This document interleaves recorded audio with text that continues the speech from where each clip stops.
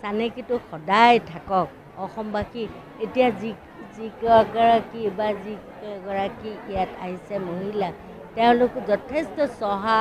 গাঁৱৰ নিজে পিন্ধি আহিছে বিয়াত পিন্ধা মেইন ছেটযোৰ পিন্ধি পেলাই আহিছে এই গৰমতো এই ৰ'দত আছে গতিকে সঁচাকৈ চানেকি হৈ ৰওক বিশ্বৰ অভিলেখ হওক যে বাকীবিলাক যিবিলাক জাতি জনজাতি আছে সকলোবিলাকৰ কাৰণে ই সদায় আদৰ্শৰ আৰু ভাল কৰিছে ভাল লাগিছে